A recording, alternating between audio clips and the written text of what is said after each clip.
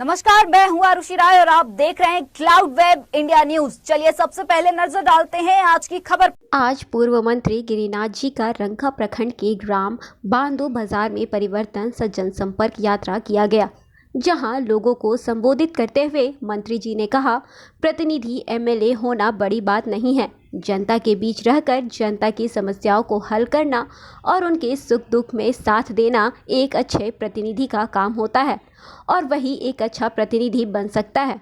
मंत्री जी ने सरकार पर हमला करते हुए कहा कि ना नाली बन रहा है और ना ही नाली की मरम्मत हो रही है। लोगों से जीएसटी के नाम पर करोड़ों रुपए वसूले जा रहे हैं, लेकिन काम 1 रुपए का भी नहीं हो रहा है। और सबसे ज़्यादा अफसोस की बात तो यह है कि मैंने जो योजना चालू किया था कोयला नदी का, उसका अभी तक कोई निवारण नहीं निकला है। लोगों को इससे भी यह मतलब नहीं है कि आम जनता को पानी मिल रहा है या नहीं। आगे मंत्री जी ने कहा कि अब अफवाह आवास के नाम पर 30,000 रुपये लूटा जा रहा है।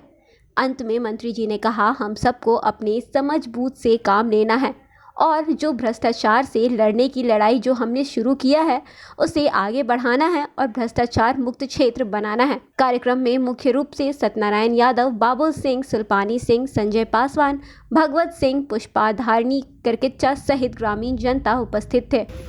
कि पूर्व के वक्ताओं ने बड़े विस्तार से, विशेष रूप से प्रशिक्षण से लेकर के सभी लोगों ने आपको बताने का काम किया है कि क्या स्थिति है।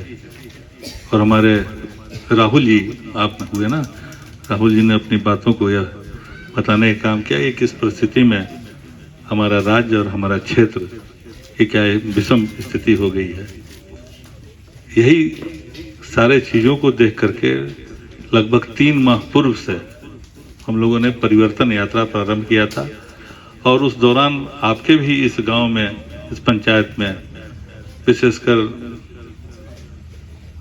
ये जो 3 पंचायत आपका है, दुधवल पंचायत, बरदरी पंचायत और तीसरा पंचायत है इधर बांदू पंचायत, इन तीनों पंचायत का लगभग 4 दिन से बेसी हम लोगों ने प्रत्येक टोला पर जाकर के, सुदेश माझी जी आए हैं क्या वार्ड पार्षद? सेठा जी नहीं। अच्छा, चलिए ठीक है।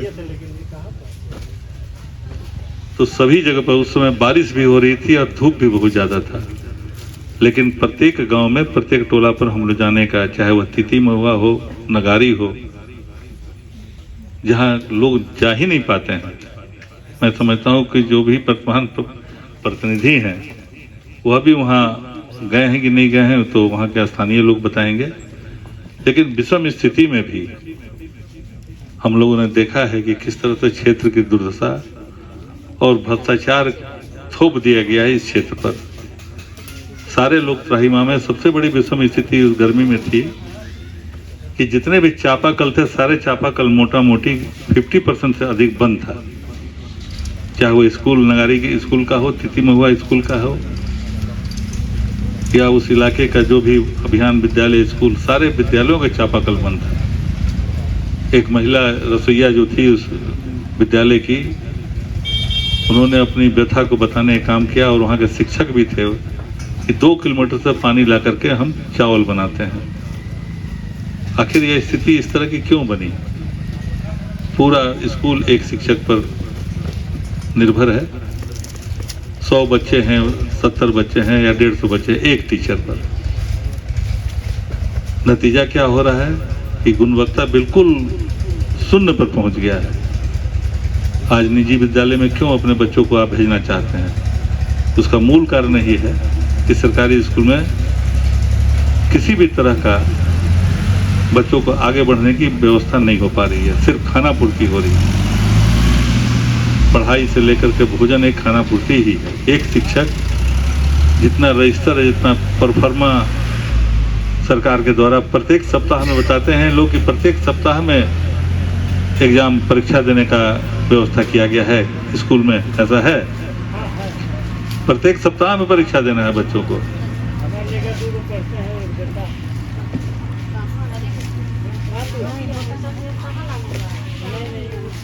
लेकिन जो स्थिति है उस स्थिति में गुणवत्ता बिल्कुल शून्य होते जा रही है। पढ़ाई निम्न स्तर का हो गया है, सिर्फ खाना पूर्ति हो रही है। अब उसको तो खाना पूर्ति ही ना कहा जाएगा कि सिर्फ कोरम पूरा किया जा रहा है। भाषा तो वही बोला जा सकता है, शब्द तो वही बोला जा सकता है। इसलिए इन सारे चीजों को प्रतिनिधियों ने नजरअंदाज किया है, भाग भरोसे छोड़ दिया है कि जैसा भी होगा वैसा होगा, अपना समझेंगे। और कमोबश यही स्थिति है। विद्यालय का निर्माण हम लोगों ने इसलिए कराया था, बहुत से विद्यालय तो बंद, अभियान विद्यालय को बंद करने का काम किया है लोग। उनके संज्ञान में नहीं है कि विद्यालय यहाँ चल रहा है कि नहीं चल रहा है, कितने विद्यालय चल रहे हैं। मैं इसलिए कह रहा हूं कि सिर्फ भाषण देने से राहुल जी गरीबी दूर नहीं होगी। गरीबी दूर करने का एकमात्र रास्ता है शिक्षा। इसी के माध्यम से गरीबी दूर होगी। आज विवश होकर मजबूर होकर के आम लोग निजी विद्यालयों में क्यों भेज रहे हैं बच्चों को? उसका एक ही कारण है कि बच्चा का तो समय उतना लग ही रहा है, पढ़ना ही है उस बच्चे को, लेकिन गुणवत्ता वाले पढ़ाई हो, इसके लिए निश्चित रूप से सरकार के स्कूलों पर भी विशेष ध्यान देना पड़ेगा आने वाले समय में, तभी इस इलाके की तरक्की होगी। सिर्फ खाना पूर्ति कर देने से कोई आगे बढ़ने वाला नहीं है, गरीबी और जड़ता होती जाएगी। अब इस इलाके के मजदूर को मजबूरी में प्लांट जाना पड़ता है। अगर यहीं पर काम अगर मिल जाए तो क्यों प्लांट जाना पड़े किसी को? और प्लांट जाने के बाद क्या दुर्घटना होती है, कितनी परेशानी होती है रहने में, खाने में, वह व्यक्ति जो जाता है उसको समझ में आती है। नजरअंदाज किया गया समस्याओं को, जैसे है वैसे ही पड़ा हुआ है।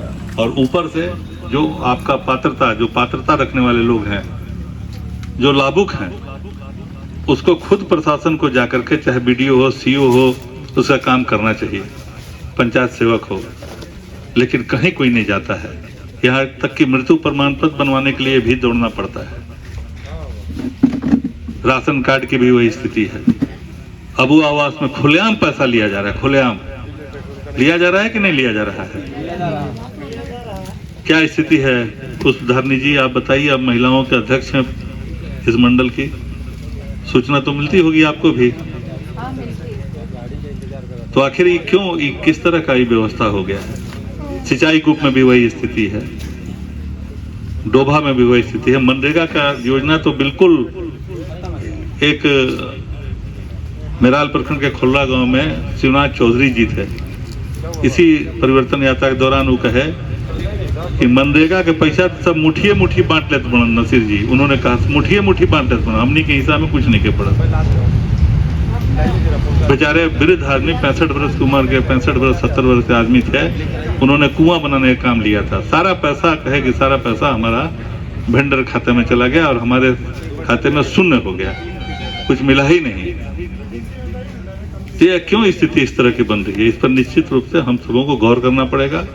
और परिवर्तन यात्रा का उद्देश्य यही है कि आप परिवर्तन करिए, विश्वास के साथ, मजबूती के साथ। हमारे सभी बूथ और पन्ना प्रमुख जो प्रशिक्षक हमारे आपको बताने का काम किया है, इस ओर आप अग्रसर होइए। हम आपके सुख और दुख दोनों के साथी हैं। ऐसा नहीं है कि सिर्फ वोट से ही मतलब है, चुनाव से ही मतलब है, लेकिन गलत निर्णय हो जाएगा तो फिर 5 साल आपको पछताना पड़ेगा। इसलिए इस प्रशिक्षण की आवश्यकता पड़ी है। और किस तरह से आप अपने मतदाताओं को अपने आचरण से, अपने व्यवहार से, अपने विवेक से प्रत्येक दिन अगर 2 घंटा भी इसमें समय दे देंगे सुबह शाम, तो मैं नहीं समझता हूं कि कोई बूथ ढीला हो सकता है, कमजोर हो सकता है सेठा जी, क्योंकि घर परिवार में सबसे संबंध है। कभी कभी मतभेद होता है किसी से, तो उस मतभेद को थोड़े देर के लिए क्षेत्र के हित में आपको भूल जाना पड़ेगा, उसके यहाँ जरूर जाना पड़ेगा। अगर पन्ना प्रमुख 60 पन्ना का एक आदमी बनता है तो कितना देर लगेगा 60 आदमी से संपर्क करने में?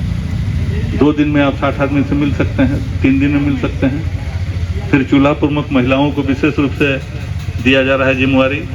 चूल्हा प्रमुख का मतलब समझ रही हैं आप? बताइए मीनाक्षी जी। हाँ, हर घर में जाना। चूल्हा के मालिक तो आप ही लोग न रहते हैं, भले आपकी बहू बना रही हो, लेकिन मालिक तो घर के आप ही हैं। कहने का तात्पर्य है कि निकट से संपर्क करना है, चूल्हा तक जाना है। चूल्हा तक चले जाइएगा तो फिर कोई घर नहीं बचेगा। इसी के लिए आपके बीच में प्रशिक्षक आए हैं और चीज़ों को बताना है। सिर्फ यही चुनाव नहीं, पंचायत का भी चुनाव होना है, उसमें भी आपको प्रतिनिधित्व करना है। 68% महिलाओं का आरक्षण हो गया है ना, 58%, 50% नहीं 58%, तो उसमें भी आपकी भागीदारी होनी चाहिए, होगी। तो इसलिए बेहिचक होकर के इस काम को आप आगे बढ़ाइए, हम आपके साथ हैं। हमने अपना नंबर भी कॉमन कर दिया है। बहुत से लोग हमारे फोन पर बात करते रहते हैं, चाहे वो बरदरी के हों, बांदू के हों, बहुत से लोग अपनी बात, अपनी समस्या बताते रहते हैं और हम लोगों का प्रयास रहता है कि निश्चित रूप से पूछे गए सवालों का जवाब और उनका समस्या का समाधान करने में विश्वास करते हैं। इन्हीं शब्दों के साथ मैं पुनः आप सबों को अपनी ओर से शुभकामना देता हूं और जो आप सबों को जिम्मेदारी दी गई है उसको बखूबी निभाइए। आज मेहनत है, परेशानी हो सकती है, लेकिन आने वाला जो समय होगा वह आपका होगा और यही कमेटी जो है आगे भी काम करेगी। यह मैं स्पष्ट रूप से सबको बताना चाहूँगा। इसमें कोई फेर बदल और जोड़ा भले जा सकता है, लेकिन आपकी प्राथमिकता होगी, क्योंकि आप संघर्ष के साथी हैं, आपने संघर्ष किया है लोगों को जोड़ने में, इसलिए आपकी प्राथमिकता बरिए होगी। इस बात को मैं आपको आश्वस्त करते हुए अपनी बात को समाप्त करता हूँ। बहुत बहुत धन्यवाद। जय हिंद, जय भारत, धन्यवाद। सबको को जोहार। तो हम लोग लग रहे हैं कि जीतने जा रहे हैं, सब एक रहेंगे तभी जीतेंगे। लग रहे हैं कि हम एक हैं तभी तो इकट्ठे हुए हैं ना। सब एकता में बल है, सब कोई जान रहे हैं कि एकता में बल है। और हमारे जितना समस्या है उनको तो सुन ही चुके अभी कि हमारे ऐसे समस्या है, शिक्षा नहीं है तो चिकित्सा नहीं है, सब कुछ देख रहे हैं कि कितना सरकारी सदर हॉस्पिटल में जाने से कैसे बाबू ने बताया कितना अच्छा से और क्या कहें, हम लोग को समस्या तो सब जान रहे हैं कि कुछ भी हम लोग को कंद मूल जड़ी बूटी सब कुछ हमारे यहाँ है, लेकिन हम लोग को सब लूट लिया जा रहा है कि सही हम किसान काम खेती बाड़ी करते हैं, फिर भी हम लोग का सही रेट में नहीं बिकता है, इसलिए और भी गरीब होते जा रहे हैं कि हमारे सरकार अच्छा नहीं है, लूटपाट वाला है। कार्यकर्ता तो देख ही रहे हैं कि हमारे तिवारी जी के मिथिलेश ठाकुर जी का आपने कार्यकर्ता सब लूटपाट है, उनका ही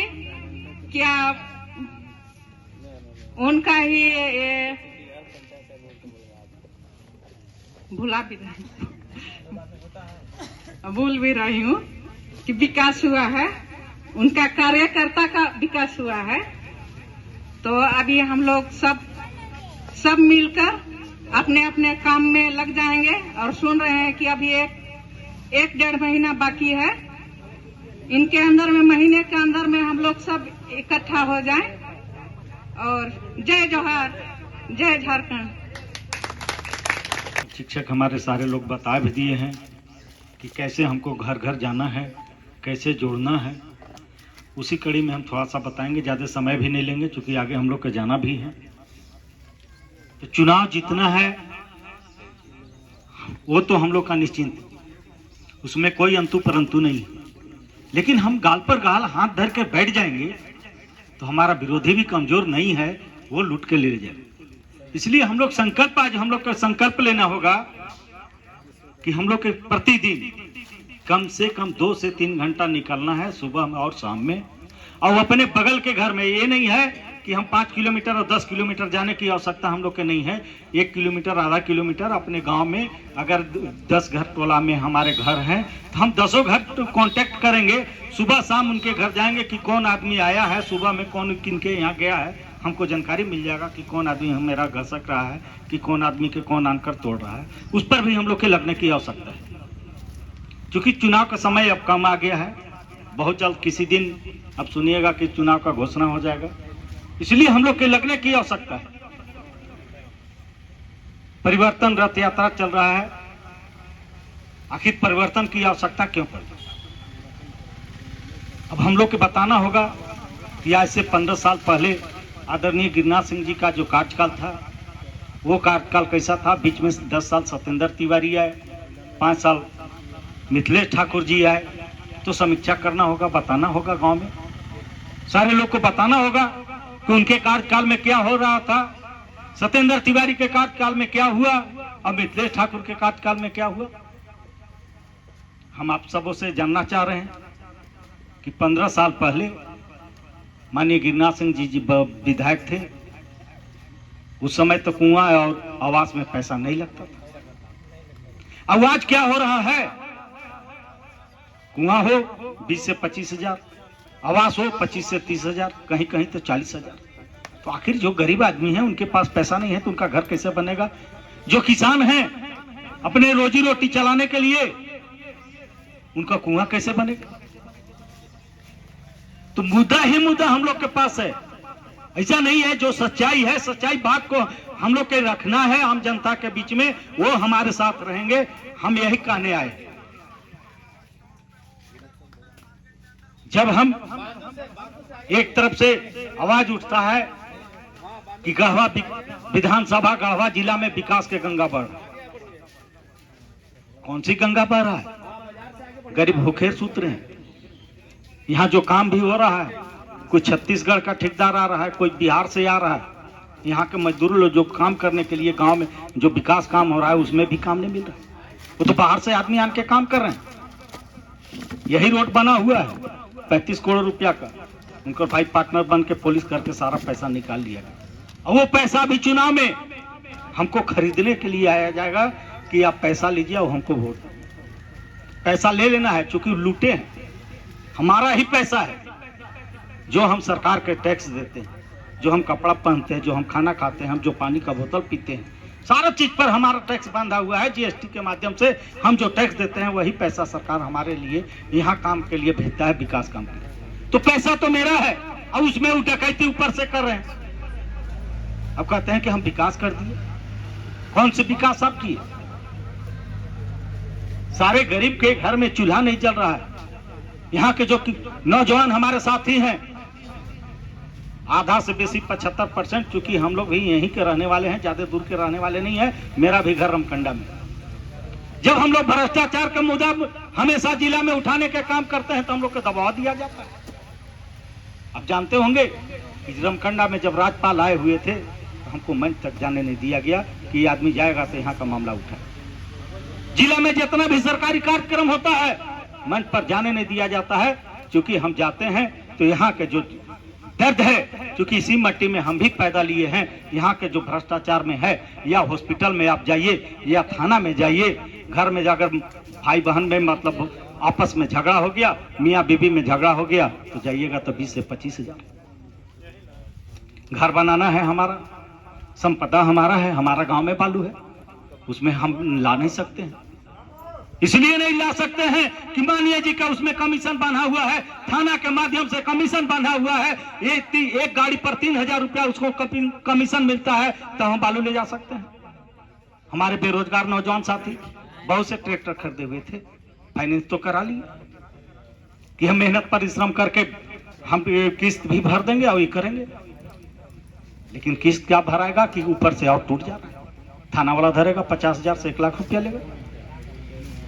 हम अपने गांव में काम नहीं कर सकते हैं। आवास तो हमको मिल जा रहा है, बालू कहां से लाए?